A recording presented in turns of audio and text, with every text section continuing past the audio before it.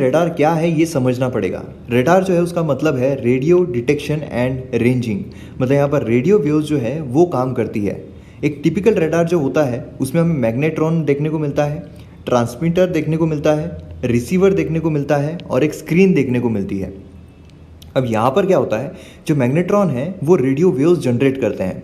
अब radio waves जो है ये जब जनरेट हो जाते हैं तो रिलीज़ किए जाते हैं एंटीना के थ्रू। यहाँ पर आपको एंटीना जो है वो नज़र आ रहा होगा। एंटीना के थ्रू ये रेडियो वेव्स जो है जनरेट किए जाते हैं, ट्रांसमिट किए जाते हैं।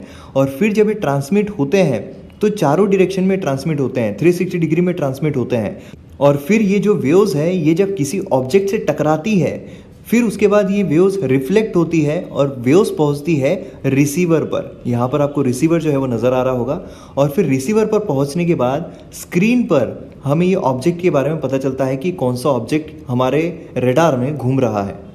अब अगर कोई भी ऑब्जेक्ट एयर में होता है, जैसे कि फॉर एग्जांपल एरोप्लेन अगर घूम रहा है, तो ये जो रेडियो वेव्स है वो उस एरोप्लेन को हीट करेगी और फिर जो वेव्स है वो बाउंस बैक करेगी और वो रिसीवर पर पहुंचेगी रेडार के।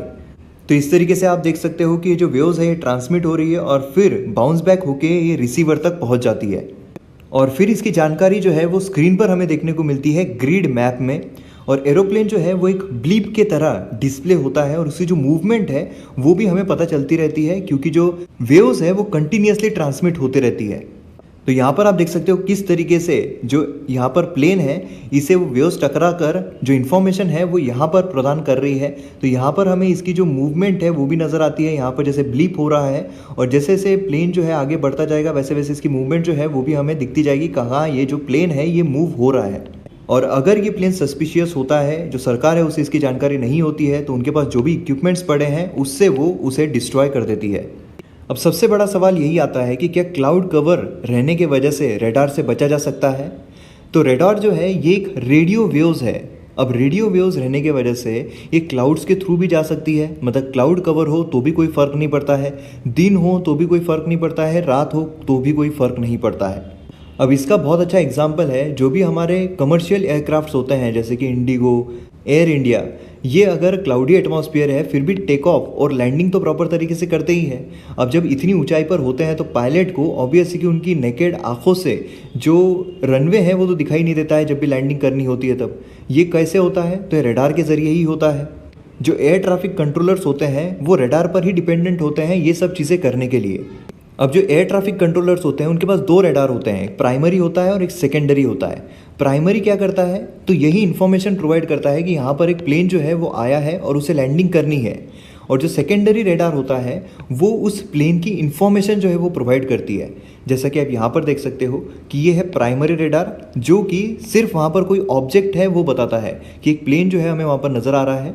लेकिन जो सेकेंडरी रेडार है वो प्लेन को ट्रैक करता है और उसकी आइडेंटिटी जो है वो पूरी तरीके से बताता है। और फिर ये एयर ट्रैफिक कंट्रोलर जो है उनके पास ये पूरा डाटा जाता है और फिर प्लेन की जो लैंडिंग है वो करवाई जाती है। तो इससे हम ये भी देख सकते हैं कि प्राइमरी और सेकेंडरी दोनों रेडार रहने की वजह से कोई अननोन फ्लाइट जो है वो भी लैंड नहीं कर सकती है किसी एयरपोर्ट पर। अभी जो रेडार है इसका ओरिजिन कहाँ से हुआ था, तो रेडार का ओरिजिन हमें देखने को मिलता है वर्ल्ड वॉर 2 के समय पर, जब पहला रेडार जो है डेमोन्स्ट्रेट किया गया था ब्रिटेन के द्वारा 1935 में। तो ये एग्जाम पर्सपेक्टिव से बहुत इंपॉर्टेंट हो जाता है कि पहला रेडार जो है डेमोन्स्ट्रेट किसने किया था, ब्रिटेन ने किया था 1935 में। और फिर जब वर्ल्ड वॉर बिगिन हुआ, क्योंकि वर्ल्ड वॉर जो है 1939 में शुरू हुआ था, तो वर्ल्ड वॉर जब शुरू हुआ तब ब्रिटेन ने चेन ऑफ रेडार जो है वो उनके कोस्ट पर खड़े कर दिए थे, ताकि जो भी इंट्रूडर अगर आता है तो उसे डिटेक्ट किया जा सके और उसे डिस्ट्रॉय किया जा सके। और वर्ल्ड वॉर 2 ख़त्म होते होते जो भी मेजर कंट्रीज़ हैं उन्होंने अपने रेडार डिप्लॉय कर दिए थे अपने अपने कंट्रीज़ में। अब देखिए यहाँ पर दो तरीके के होते हैं, ग्राउंड बेस्ड रेडार भी होता है और एक हवा में उड़ने वाला भी होता है। अब ग्राउंड बेस्ड रेडार जो है उसकी कुछ लिमिटेशंस होती है, क्योंकि जो अर्थ है वो कर्व है, उस वजह से कर्व रहने की वजह से जो रेडार है उसकी जो सिग्नल्स है वो प्रॉपर तरीके से 360 डिग्री में नहीं जा सकते हैं। उसी तरीके जो रिसीवर है उसमें भी डिफ्लेक्ट हो सकता है, इसीलिए इसके काफ़ी लिमिटेशंस आते हैं। इसीलिए जो रेडार है वो एयरक्राफ्ट पर माउंट किए जाते हैं, जो कि थाउजेंड्स ऑफ फीट पर फ्लाई करता है और 360 डिग्री कवरेज जो है वो प्रदान करता है। और इसे हम airborne warning and control system भी कहते हैं।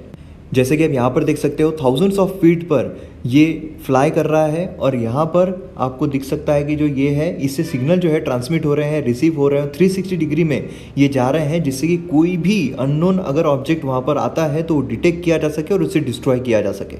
अब क्या रडार से बचा जा सकता है? तो जी हाँ, रडार से बचा भी जा सकता है, लेकिन क्लाउड जो है वो उसका रीज़न नहीं है। रडार जो है वो बेसिकली क्या करता है कि एक अपने जो सिग्नल्स है, रेडियो सिग्नल्स, वो ट्रांसमिट करता है और फिर जो भी ऑब्जेक्ट है वहाँ से वो बाउंस बैक होके जो रिसीवर है उस पर पहुँचते हैं वो सिग्नल्स, और रिसीवर पर जब सिग्नल्स पहुँचते हैं तब जाकर पता चलता है कि वहाँ कोई ऑब्जेक्ट है। अब इमेजिन कीजिए कि अगर ये सिग्नल रिसीवर तक पहुँचे ही ना, तो क्या पता चल पाएगा कि वहाँ कोई ऑब्जेक्ट है? नहीं चल पाएगा। तो यही होता है रेडार इवेजन। इसमें क्या होता है कि किसी तरीके से ये जो रिफ्लेक्टेड वेव्स आ रहे हैं इसे डिफ्लेक्ट किया जाता है। अब डिफ्लेक्ट कर देंगे तो ऑब्वियस ये डिफ्लेक्ट हो गई है और रिसीवर तक पहुंच ही नहीं पा रही है। रिसीवर तक नहीं पहुंचेगी तो ऑब्जेक्ट है उसकी इन्फॉर्मेशन मिलेगी ही नहीं। तो इस तरीके से रेडार इवेजन जो है वो किया जाता है। इसका एक एग्जाम्पल है USF-117 जो कि अब आउट ऑफ सर्विस है। और एक इसमें आता है, दूसरी चीज़ ये आती है कि जो भी सिग्नल्स है उसे एब्जॉर्व कर लिया जाए उस ऑब्जेक्ट के थ्रू।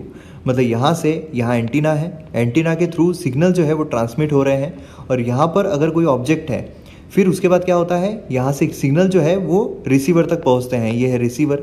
अब यहाँ पर क्या होगा कि जो भी सिग्नल्स आ रहे हैं वो पूरी तरीके से अगर ये जो ऑब्जेक्ट है ये एब्जॉर्व कर ले, पूरे एब्जॉर्व कर ले, तो ये जो वेव्स है ये रिफ्लेक्ट ही नहीं हो पाएंगे। रिफ्लेक्ट ही नहीं होंगे तो रिसीवर तक पहुँचेंगे नहीं, रिसीवर तक पहुँचेंगे नहीं तो क्या होगा, पता ही नहीं चलेगा। तो ये एक दूसरी चीज़ हो सकती है। इसका एग्जाम्पल क्या है, US B-2 बॉम्बर। अब जो F-22 और F-35 प्लेन्स है ये इन दोनों का कॉम्बिनेशन है। मतलब क्या होता है कि यहाँ से सिग्नल जो है वो तो जाते हैं, उसके बाद यहाँ पर जो F-22 है F-22 को टकराते हैं और F-22 जो है एब्जॉर्ब कर लेता है पूरे के पूरे सिग्नल्स। लेकिन ऐसा भी होता है कि कुछ सिग्नल जो है फिर भी ट्रांसमिट हो जाते हैं जो हल्के हल्के से होते हैं एकदम। तो वो सिग्नल जो ट्रांसमिट हो रहे हैं, जो फिर से रिफ्लेक्ट हो रहे हैं, उसे डिफ्लेक्ट भी कर दिया जाता है। मतलब कोई भी उम्मीद नहीं है कि ये रिसीवर तक थोड़े भी सिग्नल जो है वो पहुँच पाए। तो इस तरीके से रडार इवेजन किया जाता है। तो ये हमारे वीडियो का एंड। मैं उम्मीद करता हूँ रडार किस तरीके से काम करता है आपको पूरी तरीके से समझ में आ गया होगा। तो इसी तरीके के वीडियोस देखते रहने के लिए चैनल को सब्सक्राइब ज़रूर कीजिए और शेयर कीजिए वीडियो को, जिससे कि दूसरों तक भी ये बात पहुँचे। तो मिलते हैं अगले वीडियो में। जय हिंद।